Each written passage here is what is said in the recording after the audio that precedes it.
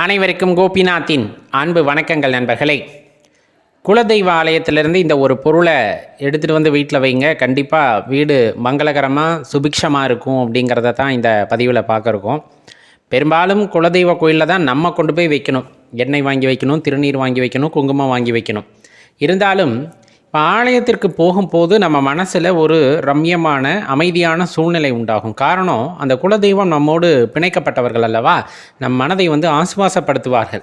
எவ்வளவு குழப்பத்தில் போனாலும் ஒரு தெளிவான மனநிலையை உண்டாக்கக்கூடிய ஒரு இடம் அப்படின்னா அந்த குலதெய்வ ஆலயம். அதனால தான் முடிஞ்ச அளவுக்கு ஒரு மாதத்திற்கு ஒரு முறையோ 2 மாதத்திற்கு ஒரு முறையோ குறைந்தது ஒரு வருடத்திற்கு ஒரு முறையோ சென்று வாருங்கள் அப்படின்னு சொல்கிறது. சில பேர் பயண தூரம் ரொம்ப அதிகம் அப்படிங்கிறனால வருடத்திற்கு ஒரு முறை போவாங்க. குறைந்தபட்சம் அப்படியாவது போயிட்டு வந்துடணும். சரி, அந்த ஆலயத்திலேருந்து என்ன எடுத்துகிட்டு வரணும் அப்படின்னு சொன்னோம்னா, குலதெய்வ ஆலயத்திற்கு போகிறீங்க அப்படின்னா ஒரு எலுமிச்சங்கனி வாங்கிட்டு போங்க. வாங்கிட்டு போது பூஜையில் கண்டிப்பாக வச்சுருங்க. ஒன்று அப்படிங்கிறத நீங்கள் நிறைய கூட வாங்கி வைக்கலாம், தவறில்லை. அதில் ஒரு கனியை இறைவனோட பாதத்தில் வச்சு, சாமியோட பாதத்தில் வச்சு நீங்கள் பூஜை முடிஞ்சதுமே கையில் வாங்கிக்கிட்டு அதை பத்திரமா கொண்டாந்து உங்கள் வீட்டு பூஜை அறையில் வைக்கணும். அல்லது இப்போ நம்மளுக்கு ஒரு பயம் இருக்குது, தங்கியிருக்க இடத்துல பயம் இருக்குது, எதிர்மறை ஆற்றல்கள் இருப்பதாக உணர்கிறீர்கள் அப்படின்னா அந்த எலுமிச்சம்பழத்தை ஒரு மஞ்சள் துணியில் கட்டி வீட்டு வாசலில் கட்டி விட்டுடலாம். நிலைவாசலில் கட்டி விட்டுற பழக்கம் இருக்கும். இல்லைன்னா நேராக அப்படியே கட்டி விட்டுருவாங்க, கோத்து கட்டி விடலாம். அது வீட்டுக்கு ஒரு அரணாக இருக்கும் அப்படிங்கிறது நம்பிக்கை. அதே போல் தான் அங்கே இருக்கக்கூடிய திருநீர் எடுத்துகிட்டு வர்றது. அம்மாக்கிட்டேயோ ஐயாக்கிட்டேயோ முறையிட்டு, இந்த திருநீர் அப்படிங்கிறது மருந்து, நான் வீட்டுக்கு எடுத்துகிட்டு போகிறேன், வீட்டில் என் கூடையே நீ எப்போவுமே இருக்கணும், இது இருக்கிற வரலும் நீ என் கூடையே இருந்து எனக்கு அரணாக இருக்கணும் அப்படின்ட்டு சாமியை வேண்டிட்டு கொஞ்சம் திருநீர் எடுத்துக்குங்க. இதை வேஸ்ட் பண்ணவே கூடாது. இப்போ எடுத்துகிட்டு வர்றதை பத்திரமா ஒரு பேப்பரில் மடித்து வீட்டில் கொண்டாந்து சின்னதாக ஒரு பொட்டனை மாதிரி கட்டி வச்சுக்கலாம். எங்கேயாச்சும் முக்கியமாக ஒரு தவிர்க்க முடியாத காரணத்திற்கு போகிறீங்க, வியாபார நிமித்தமாக போகிறீங்க, இந்த காரியம் வெற்றி பெற்றாகணும் அப்படின்னு நினைக்கக்கூடிய ஒரு காரியத்தில் இறங்கியிருக்கீங்கன்னா நெத்தியில் அந்த திருநீரை எடுத்து பூசிட்டு போங்க. கண்டிப்பாக அந்த காரியம் நல்லபடியாக முடியும். இல்லை நைட்டில் சரியாக தூக்கம் வரலை, ஒரு உடலெல்லாம் உலட்டலாக இருக்குது, குழந்தைங்க திடீர்னு அழுகுது அப்படின்னா அந்த திருநீரை எடுத்து நெற்றியில் பூசி விட்டாலும் அவர்கள் குணமாவார்கள் அப்படிங்கிறத தெரிஞ்சுக்கணும். இதெல்லாம் மன ரீதியானது தான். இப்போ ஒரு விஷயம், நமக்கு துணை யாருமே இல்லை, ஒத்தையில் இருட்டில் நடந்து போகும்போது கொஞ்சம் பயமாக இருக்கும். அதே பக்கத்தில் ஒரு நபர் இருக்கும்போது கையை இறுக பிடிச்சிட்டு வர்றீங்க அப்படிங்கும்போது கொஞ்சம் பயம் குறையும், அப்போ தைரியம் உண்டாகும். அதுபோல தான் நம்ம குலதெய்வ ஆலயத்திலிருந்து ஒரு ஆற்றல் நம்முடன் இருக்கிறது அப்படிங்கும்போது மனதில் ஒரு இனம் புரியாத தைரியமானது உண்டாகும். அதனால தான் இப்பொருட்களை எல்லாம் வீட்டில் எடுத்து வைத்து கொள்ளுங்கள் அப்படின்னு சொல்கிறது. இன்னும் சொல்லப்போனால் அங்கே இருக்க மண் எடுத்துகிட்டு வருவாங்க, குலதெய்வத்தோட மண். அதாவது பிடிமண் எடுத்து சாமி கும்பிட்றதுங்கிறது வேறு. அந்த முறை முறைப்படி செய்யணும், முறைப்படி அதை கடைபிடிக்கணும். இப்போ நம்ம சொல்கிறது கொஞ்சமாக அந்த காலடிப்பட்ட மண் இல்லையா, அங்கேருந்து கோவிலேருந்து எடுத்துகிட்டு ஒரு துணியில் கட்டி நம்ம நிலவாசலில் கட்டி விட்டிங்கன்னா அது பாதுகாப்பான இருக்கும் அப்படிங்கிறத தெரிஞ்சுக்கணும். இப்போ இதை கழட்டி நீங்கள் பாட்டுக்கு அங்கங்கே தூக்கி போட்டுறக்கூடாது. ஒருவேளை நீங்கள் அது ரொம்ப துணி வீணாக போயிடுச்சு, இது மாதிரி ஓட்டையாயிடுச்சு அப்படின்னா அங்கங்கே போடக்கூடாது. அது முறையாக நீரோட்டம் உள்ள பகுதிகளில் கரைச்சிடணும். இல்லைன்னா அந்த மண்ணை திருப்பி கொண்டு போய் எங்கே சேர்த்துடணும் அப்படின்னா அங்கே ஆலயத்தில் சேர்த்துடணும். இல்லை புது துணி மாற்றி அதே மண்ணை கட்டுறதுனால கட்டிக்கலாம். நல்லா தெரிஞ்சுக்குங்க. அப்போ இந்த 3 விஷயங்கள் ரொம்ப முக்கியம். எலுமிச்சம்பழம், விபூதி அல்லது குங்குமம், அதே போல் அந்த இடத்துல இருக்கக்கூடிய மண். இதை கொண்டாந்து வீட்டில் வச்சோம் அப்படின்னா நமக்கு பக்கபலமாக ஒரு ஆற்றல் இருப்பதை நம்மால் உணர முடியும்.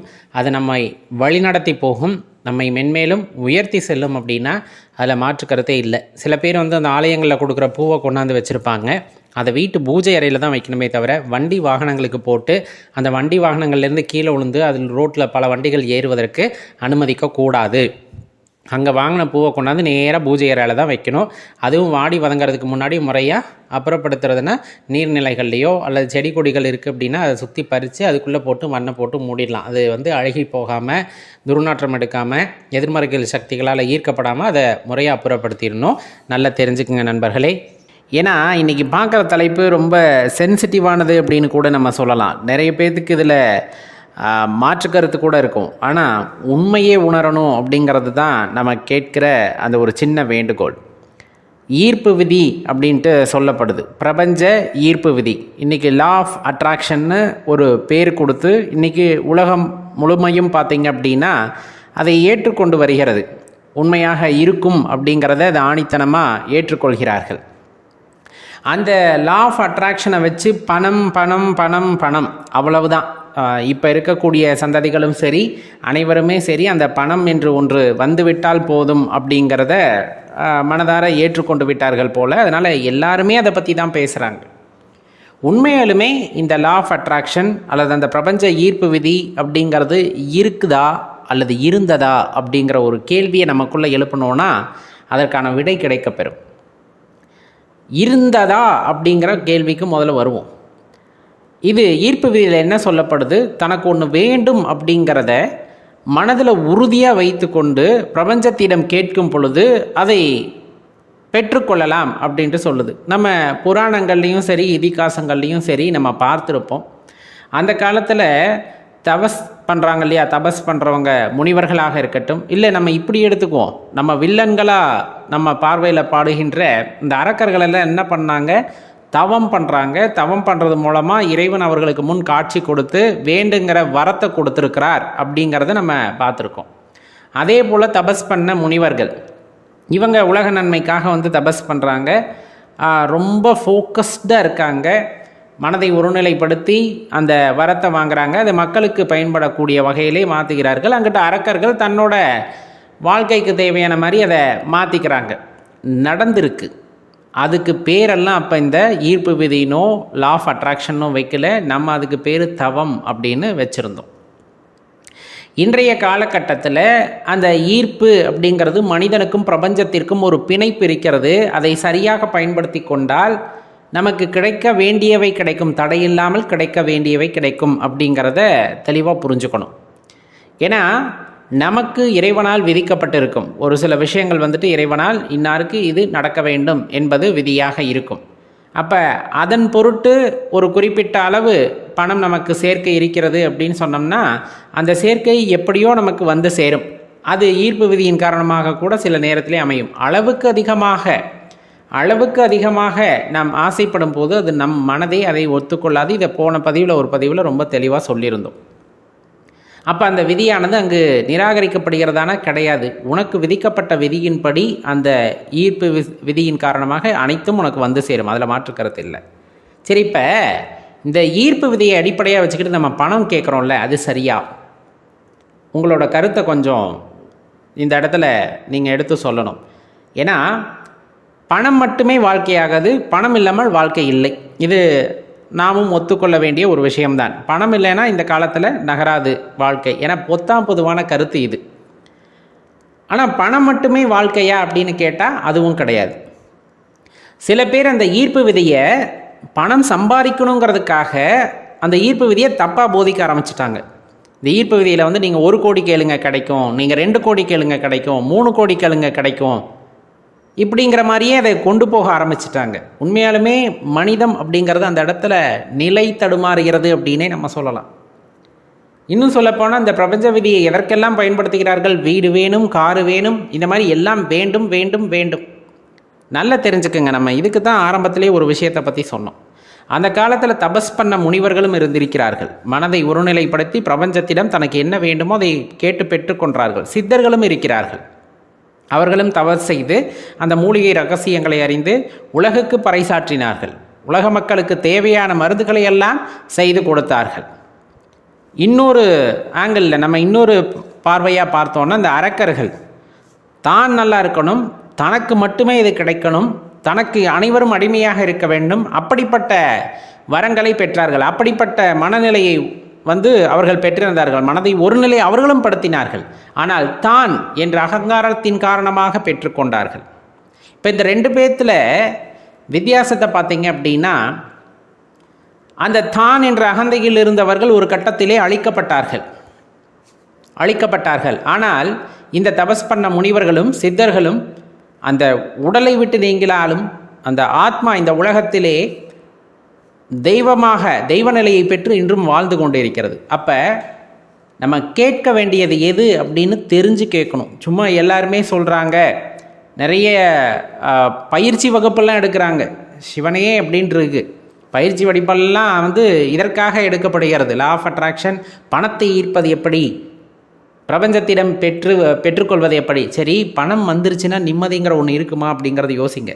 கீழே கமெண்ட்டில் கூட நீங்கள் சொல்லலாம், பணம் இல்லாமல் உங்களால் வாழ முடியுமா, நீங்கள் பணம் இல்லாமல் எதையும் செஞ்சிருவீங்களா, இந்த மாதிரி நிறைய கேள்விகள் வரும்.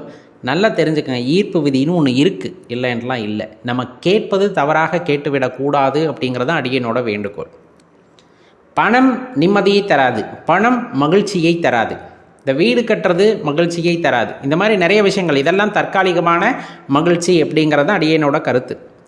நிலையான விஷயம் எதுவோ அதிலே நாம் கவனம் செலுத்த வேண்டும். அதுதான் இந்த இடத்துல ரொம்ப முக்கியமான விஷயம். அடியேன் கேட்டுக்கொள்வதும் அதுதான். ஈர்ப்பு விதியை பயன்படுத்துங்க. நீங்கள் அதிகாலையில் எழுந்திரிச்சு பிரம்ம முகூர்த்தத்தில் இறைவனிடம் கேட்டாலும் சரி, அந்த சந்தியா காலம் அந்த மாலை நேரத்தில் நீங்கள் இறைவனிடம் கேட்டு பெற்றாலும் சரி, அந்த நேரத்தில் தியானம் பண்ணுறோம், தவம் பண்ணுறோம். ஏன்னா பணம்னு சொன்னால் மனசு குவிஞ்சிருது, ஆனால் தியானம் பண்ணுங்கன்னா மனசு குவிய மாட்டேங்குது. என்ன விசித்திரமான விஷயம்னு எனக்கும் புரியலை. சரி, எப்படியோ இருந்துட்டு போகுது. கேட்பதை தெளிவாக மனதை குவித்து கேளுங்கள். பணம் என்று கேட்டால் நிம்மதியும் உடன் வராது, வீடு வேண்டும் என்று கேட்டால் நிம்மதியும் உடன் வராது. நல்லா தெரிஞ்சுக்கணும், இது உலக யதார்த்தம். ஆனால் நான் சந்தோஷமாக இருக்கணும், என்னை சுற்றி இருக்கவங்கள நான் சந்தோஷமாக வச்சுக்கணும் அப்படிங்கிறத பிரபஞ்சத்திடம் கேளுங்கள். நான் சந்தோஷமாக இருக்கணும், அந்த இடத்துல நான்கிறதே பயன்படுத்துங்க. கொஞ்ச நாளைக்கு அப்புறம் அந்த நான் மறைஞ்சு போயிடும். நான் சந்தோஷமாக இருக்கணும், அதற்கு தேவையானவை எனக்கு கிடைக்க வேண்டும், என்னை சுற்றி இருப்பவர்கள் ஆனந்தமாக இருக்க வேண்டும், அதற்கு தேவையானவற்றை நான் செய்ய வேண்டும். இப்படிப்பட்ட வேண்டுதலை நீங்கள் பிரபஞ்சத்திடம் வைக்கும் பொழுது, இதை தொடர்ந்து நீங்கள் பயிற்சி செய்யும் போது, நீங்கள் பிரபஞ்சத்திடம் கேட்டு 100 கோடி பெற்றிருந்தாலும் சரி, 300 கோடி பெற்றிருந்தாலும் சரி, இதையும் செய்து பாருங்கள். நானும் மகிழ்ச்சியாக இருக்க வேண்டும், என்னை சுற்றி இருப்பவர்களும் மகிழ்ச்சியாக இருக்க வேண்டும் அப்படின்னு பிரபஞ்சத்திடம் கேட்டால் இறைவன், அந்த பிரபஞ்சம் உங்களுக்கு மகிழ்ச்சியை கொடுக்கும். நீங்கள் மகிழ்ச்சியாக இருக்கணும் அப்படின்னா தேவையான பணமும் சேரும், அதற்கு தேவையான எல்லா வினைகளும் உங்களுக்கு சேரும். இந்த பிரபஞ்ச விதி உண்மையாக இருக்கிற பட்சத்தில் பணம் கிடைக்கிறது என்றால் இந்த நிம்மதியும் கிடைக்க வேண்டும், பணம் கிடைக்கிறது என்றால் இந்த மகிழ்ச்சியும் கிடைக்க வேண்டும். நீங்கள் மகிழ்ச்சியை மட்டும் இறைவனிடம் கேளுங்கள். தபஸ் பண்ணிய முனிவர்களைப் போல உலக நன்மைக்கு எது முக்கியம்? அனைவரும் மகிழ்ச்சியாக இருக்க வேண்டும், நானும் மகிழ்ச்சியாக இருக்க வேண்டும், மற்றவர்களும் மகிழ்ச்சியாக இருக்க வேண்டும். மீண்டும் மீண்டும் கேளுங்க, கண்டிப்பாக உங்களை சுற்றி அந்த ஒரு அற்புதம் நிகழ்ந்தே தீரும். உங்கள் மகிழ்ச்சிக்கு எது தேவையோ அதை பிரபஞ்சம் கொடுக்கும். உங்களை சுற்றி இருப்பவர்கள் மகிழ்ச்சியாக இருக்க என்ன தேவையோ அதை பிரபஞ்சம் கொடுக்கும். அதுதான் உண்மையான ஈர்ப்பு விதியின் பயன்பாடாக இருக்குமே தவிர, கோடி கோடியாக பிரபஞ்சத்திடம் கேட்டு பெற்றுக்கொண்டேன் அப்படின்னு சொன்னால் கோடி கோடியாக பெற்றுக்கொள்ளலாம், ஆனால் நிம்மதியை பெற்றிருக்க முடியாது, மகிழ்ச்சியை பெற்றிருக்க முடியாது. இல்லை எனக்கு மகிழ்ச்சி இருந்ததுன்னா அது உங்களை நீங்களே ஏமாற்றிக் கொள்கிறீர்கள் என்பது தான் அந்த இடத்துல அர்த்தம். யோசிச்சு பாருங்கள், இதில் மாற்றுக்கிறது கண்டிப்பாக இருக்கும். அடியேனை நோக்கி எதிர்கேள்விகள் பல இருந்தாலும் உண்மை அப்படிங்கிறத உங்கள் மனம் ஏற்றுக்கொள்ள வேண்டும். இதில் எந்த அளவுக்கு உண்மை இருக்கிறது, இல்லை எந்த அளவுக்கு இதில் பொய்யும் கலந்திருக்கிறது அப்படிங்கிறத நீங்கள் பகுத்தாராய வேண்டும். அதற்காகத்தான் இறைவன் நமக்கு அந்த பகுத்தறியும் அந்த அறிவை கொடுத்திருக்கிறார். பிரபஞ்ச விதி உண்மைதான், இல்லை என்று யாரும் கூறவில்லை. ஆனால் அதில் உங்களுக்கு என்ன வேண்டும் என்பதை தெளிவாக கேட்டு பெற்றுக்கொள்ளுங்கள் இறைவனிடம்.